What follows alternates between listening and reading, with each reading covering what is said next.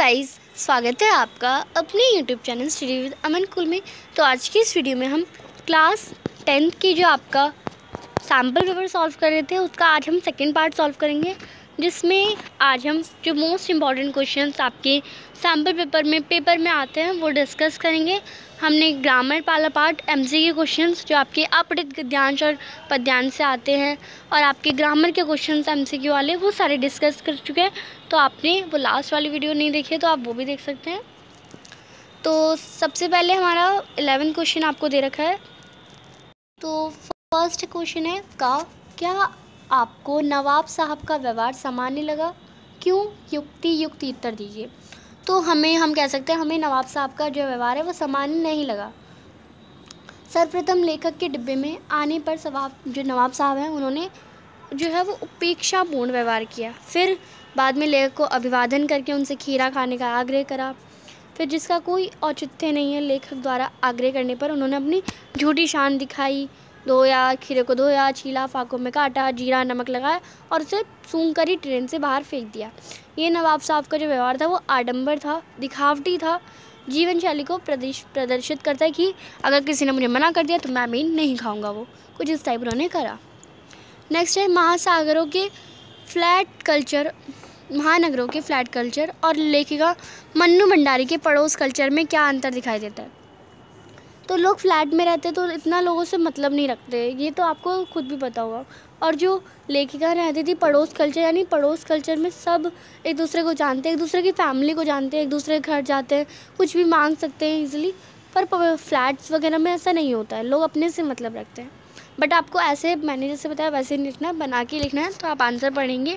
आजकल नगरों में फ्लैट रहने वाले अत्यंत संकुचित और एकाकी हो हैं, यानी अपने से ही मतलब रखते हैं। किसी भी विपत्ति के समय वह स्वयं को बहुत असहाय और असुरक्षित समझते हैं, यानी कोई प्रॉब्लम होती तो कोई मदद करने वाला है ही नहीं। व्यक्ति पास पड़ोस में सामान्य बात करने और कुशलता पूछने जैसी परंपराओं को भी भूलता जा रहा है।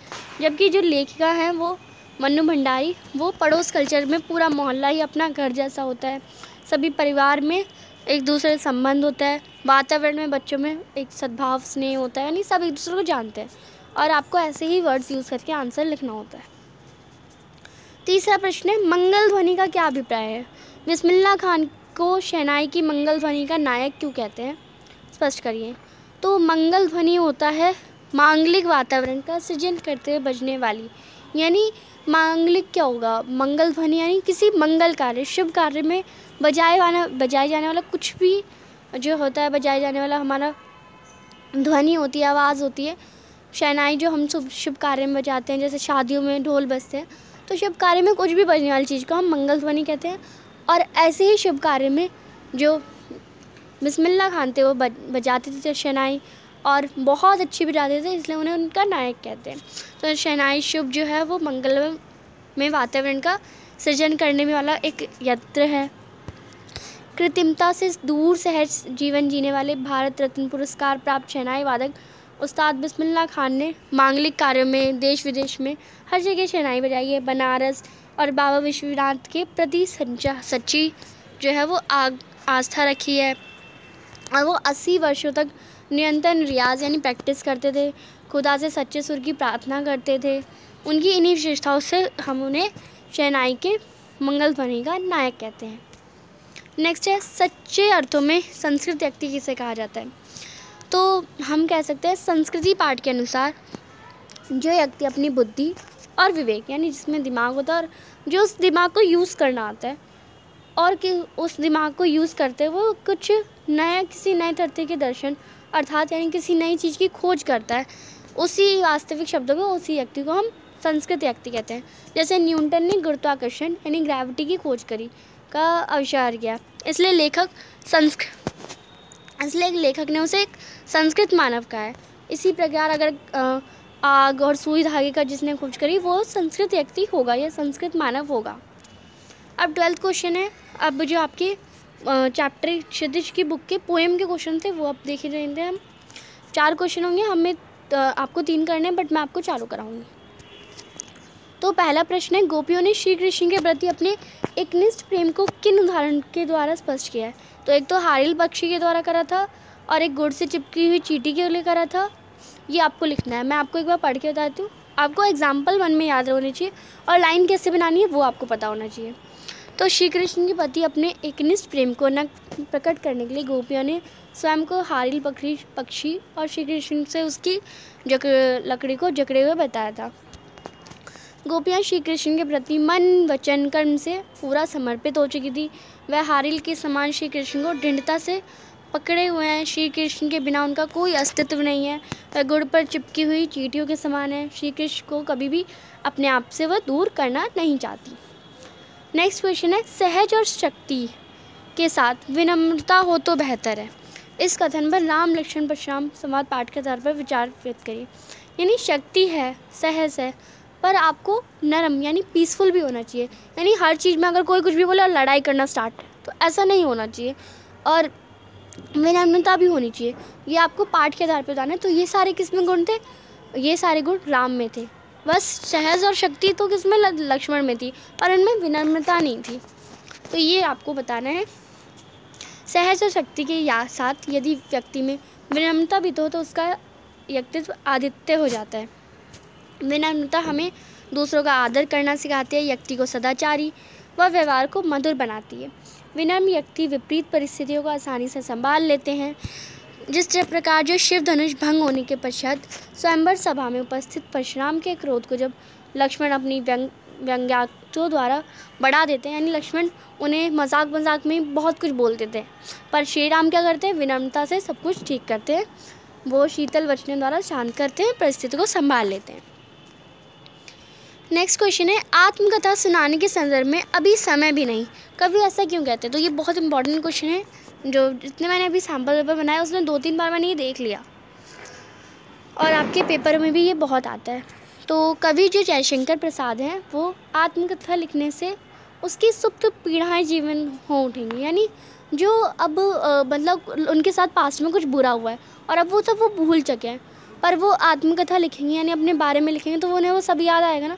तो वो ये बताते हैं कि जो उनकी सुप्त पीड़ाएं, अब जो जिस लैंग्वेज में मैं आपको बता रही हूँ उससे आपको याद हो जाएगा, बट आपको लिखना किस लैंग्वेज में, बुक की लैंग्वेज में, तो वो आपको साथ साथ पढ़ना भी है, जैसे मैं पढ़ के आपको बता रही हूँ।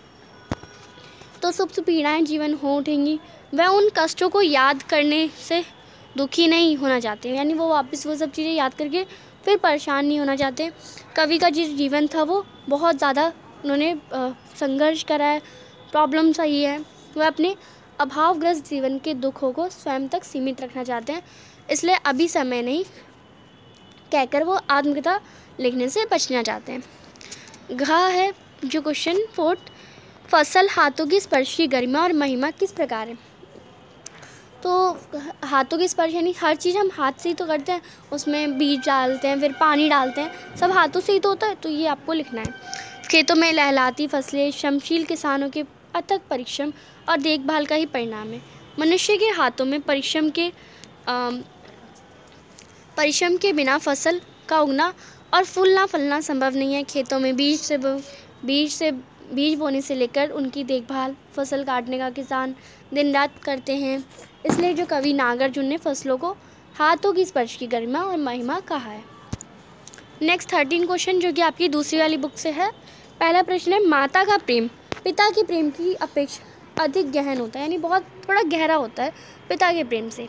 माता का अंचल पाठ के आधार पर बताइए, क्योंकि आप देख भी सकते हैं पूरे दिन पिता के साथ रहते हुए भी जो भोलानाथ थे वो माता के पास जब उन संकट पड़ता है तो माता की वो आंचल में छुपते हैं, यानी उन पर वहाँ पे ज़्यादा सुकून फील करते हैं। तो माता शिशु को जन्म देती है, इसलिए शिशु का स्वाभाविक रूप से अपनी माँ के से अधिक जुड़ाव होता है। माँ का हृदय ममता से परिपूर्ण होता है। वह भावनात्मक रूप से शिशु के साथ जुड़ी होती है, यानी एकदम इमोशनल अटैचमेंट होती है।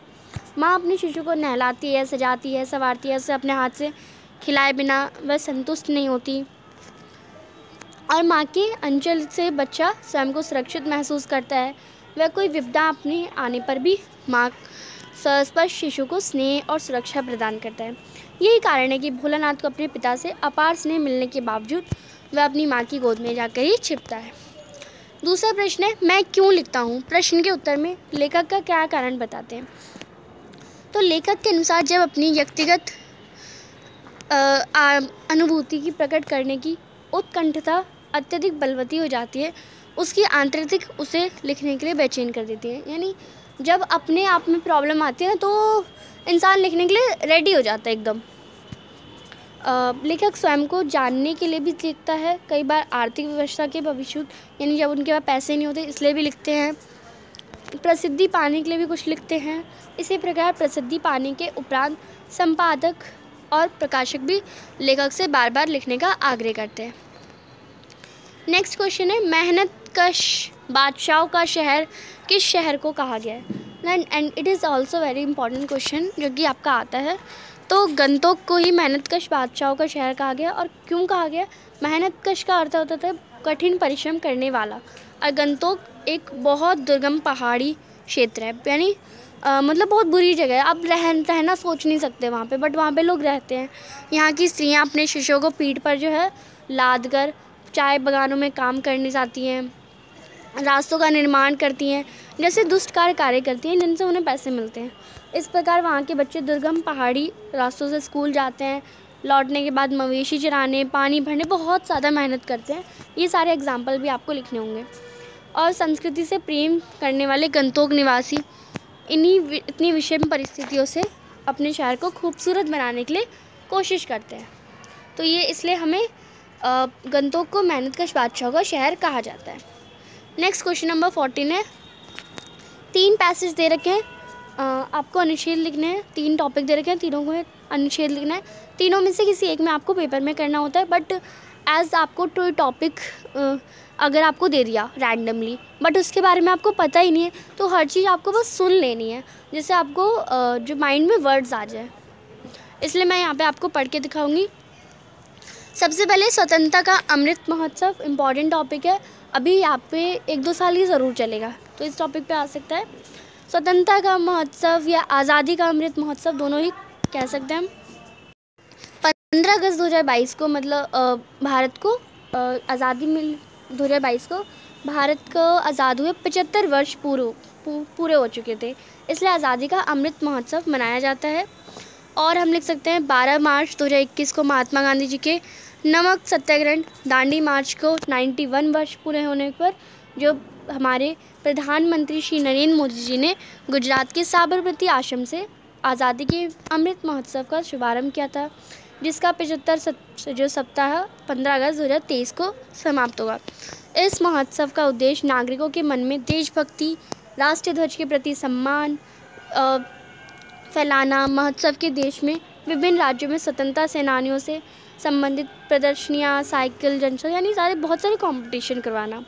साथ ही एक नए आत्मनिर्भर इंक्यूबेटर शुरू करा गया, जिसमें अलग तरह की कलाएं यूज़ करी गई। 40,000 परिवारों की मदद करेगा, ये मतलब एक प्रोग्राम बनाया गया। इस महोत्सव के द्वारा निश्चय ही हम भारत की स्वतंत्रता की स्वर्णिम गाथा और सांस्कृतिक एकता और अखंडता को विश्व पटल पर दर्शाने में सक्षम हो पाएंगे। तो ये एक टॉपिक हो गया। नेक्स्ट है टॉपिक भाग्य और पुरुषार्थ। वाओ। तो भाग्य यानी हम कुछ लोग अपने डेस्टिनी पे डिपेंड रहते हैं कि ये हमारे साथ जो रब करेगा वो हो जाएगा। अब पुरुषार्थ यानी जब हम मेहनत करेंगे, तो ये एक दूसरे के पूरक ही होते हैं, यानी एक दूसरे के साथ ही चलते हैं। जीवन में सफलता भाग्य से नहीं वरना कर्म और पुरुषार्थ से मिलती है। आलस्य मनुष्य का सबसे बड़ा शत्रु है। कर्म का मार्ग पुरुषार्थ का मार्ग है, यानी हमारा जो मेहनत करते हैं हम वही सबसे ज़्यादा इम्पॉर्टेंट होती है। कर्मशील व्यक्ति जीवन की विषम परिस्थिति, यानी जो अपना काम सही टाइम पे कर लेता है, वो कोई भी प्रॉब्लम हो उन सब से ईजिली टैकल कर लेता है। इसके विपरीत अकर्मी अपने भाग्य को दोष देते हुए कर्महीन हो जीवन यापन करते हैं।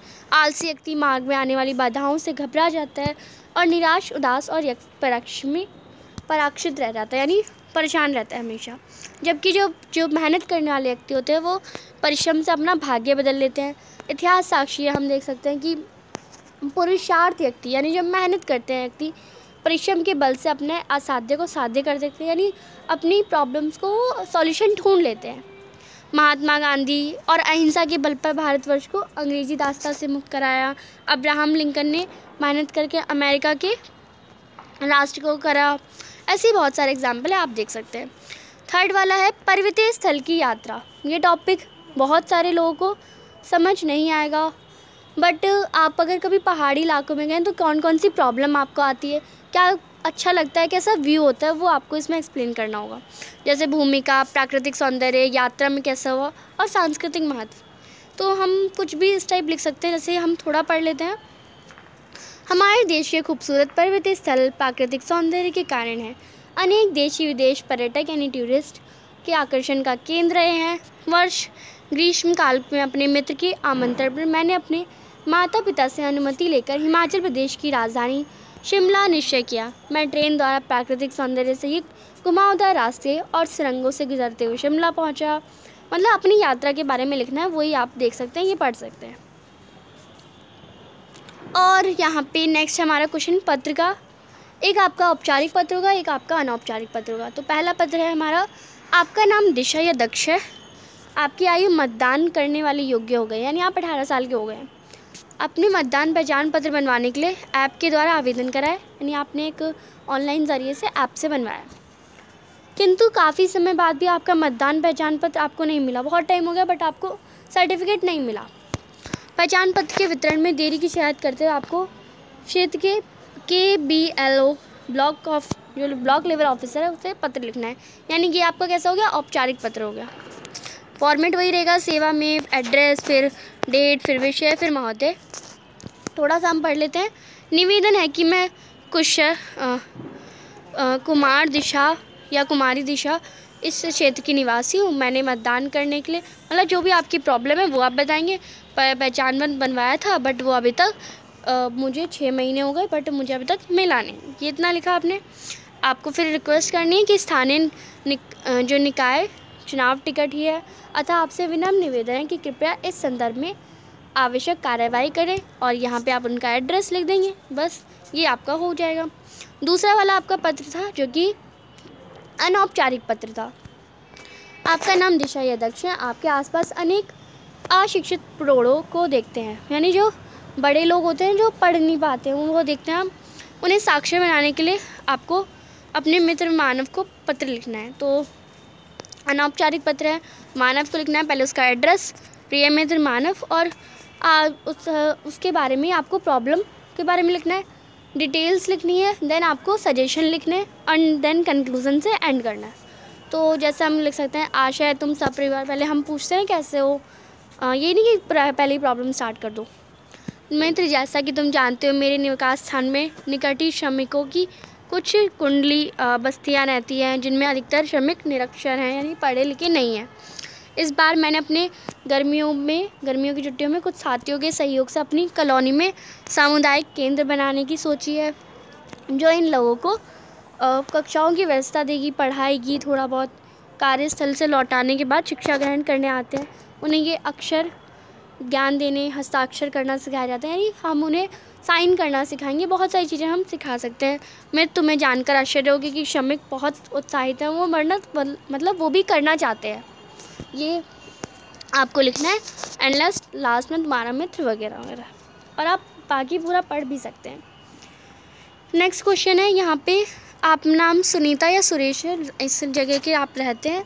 दैनिक समाचार पत्र से पता चला कि स्थानीय राजकीय माध्यमिक पुस्तकालय में अध्यक्ष का पद आपका बचा है। आप युक्त पद की योग्यता B.Lib पुस्तकालय विज्ञान में है। आपको वहाँ पे आवेदन करना है। एक स्वयंवृत्त लिखिए। स्वयंवृत्त कैसे लिखते हैं, पहले पत्र की तरह ही लिखते हैं, सेम टॉपिक। आपने यहाँ पे अमर उजाला में देखा, आपके विद्यालय में आना चाहता हूँ, देन अपने बारे में लिख देना होता है, नाम, पिता का नाम, माता का नाम, जन्म तिथि, वर्तमान पता, मोबाइल नंबर, ईमेल, और आपने 10वीं कक्षा कहाँ से करी है, कितने नंबर आए, कितने % आए, 12वीं, और B.Lib यानी LLB कितने आपने करी, और आपने कुछ भी और भी अलग अलग करा होगा वो भी आप यहाँ पे मेंशन कर सकते हैं। उपलब्धियाँ की प्रति आपने बहुत सारे कंपटीशन में भी अवार्ड्स जीते हैं, ये सब आप लिख सकते हैं। और उसी के अथवा में आपका ईमेल लिखने का था, तो आपका नाम सुनीता सुरेश है, इसी नगर के आप निवासी हैं। आपके क्षेत्र में विद्युत यानी लाइट नहीं आ रही है बहुत टाइम से, और विद्युत आपूर्ति आकर्षण करने हुए आपको एक ईमेल लिखना है। किसको लिखना है? विद्युत अधिकारी को, बिजली डिपार्टमेंट में। तो फॉर्म लिखेंगे, सुनीता नाम दे रखा है सुनीता। किसका लिख रहे हैं हम? DG UP power corporation limited. कुछ भी लिख सकते हैं आप, आपको याद नहीं आया तो आप लिख सकते हैं इलेक्ट्रिसिटी डिपार्टमेंट UP ऐसे @gmail.com, कुछ भी लिख सकते हैं महोदय। एंड बाकी जो पूरा होता है वो आपको पत्र की तरह ही लिखना होता है, नीचे वही सेम डेट भी आप चाहे तो यहाँ सब्जेक्ट से ऊपर मेंशन कर सकते हैं, साइड में मेंशन नहीं करी जाती, ये फॉर्मेट गलत है। नेक्स्ट क्वेश्चन है 17। आप अपना पुराना स्मार्टफोन बेचना चाहते हैं, एक विज्ञापन बनाना है, तो अपना फ़ोन नहीं बेचना है, कुछ भी उसकी क्वालिटी लिख दो। अब अपनी विज्ञापन को, अब आपको कुछ बेचना है अपना, तो अच्छी अच्छी बातें तो लिखेंगे उसके बारे में। तो जैसे बहुत कम दामों में अनेक विशेषताओं युक्त लगभग नए जैसा नीवा X2 स्मार्टफोन, कोई भी आपके फ़ोन का ब्रांड लिख सकते हैं, उसकी विशेषताएं लिख दें। रंग नीला है, 7 इंच स्क्रीन है, GB कितनी है? 8 GB रैम है, 6 महीने इस्तेमाल करा गया है, 3 दिनों का बिना चार्ज किए चलने वाली बैटरी, यानी बैटरी अच्छी है, और 20 मेगापिक्सल का कैमरा है। और आप संपर्क कैसे करें, पता लिख दो, फ़ोन की एक पिक्चर बना दो, ऐसा कर सकते हैं। अब नीचे है हमारा क्वेश्चन संदेश के लिए। और आपकी छोटी बहन से आपको विद्यालय की वार्षिक परीक्षा के पूरे विद्यालय में प्रथम स्थान प्राप्त किया है, यानी पूरे एनुअल ईयर में आपकी जो छोटी बहन है उन्होंने पूरे फर्स्ट पोजीशन आई है। तो उसमें आपको संदेश देना है अपनी छोटी बहन को। कैसे संदेश देंगे? बधाई का देंगे, क्योंकि यह बहुत अच्छा काम किया उसने। तो यस, बधाई संदेश, डेट लिखनी होती है, टाइम लिखना होता है, और बहन का नाम कुछ भी लिख सकते हैं। अगर लिखा हुआ है तो आपको वही मेंशन करना, वो नहीं लिखा तो आप कुछ भी मेंशन कर सकते हैं। जैसे प्रिय श्री, वार्षिक परीक्षा में पूरे विद्यालय में तुम्हारा प्रथम स्थान प्राप्त करने की हार्दिक बधाई। तुमने अपनी इस उपलब्धि से विद्यालय का ही नहीं अपने परिवार को भी गौरवान्वित यानी प्राउड फील कराया।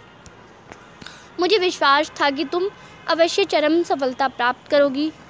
और ये हम अपना, अगर आप भाई हैं तो अग्रज, या अपनी अगर आप सिस्टर हैं और सिस्टर को ही लिखना है तो अपना नाम यहाँ पे लिखेंगे।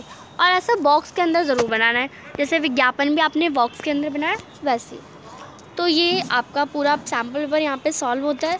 कोई भी डाउट हो कमेंट सेक्शन में पूछ सकते हैं। चैनल को अभी तक सब्सक्राइब नहीं किया तो प्लीज़ सब्सक्राइब ज़रूर करें। वीडियो अच्छी लगी तो इसे लाइक करिए, दोस्तों के साथ शेयर करिए। कोई भी डाउट हो आप पूछ सकते हैं। Thanks for watching, bye bye guys.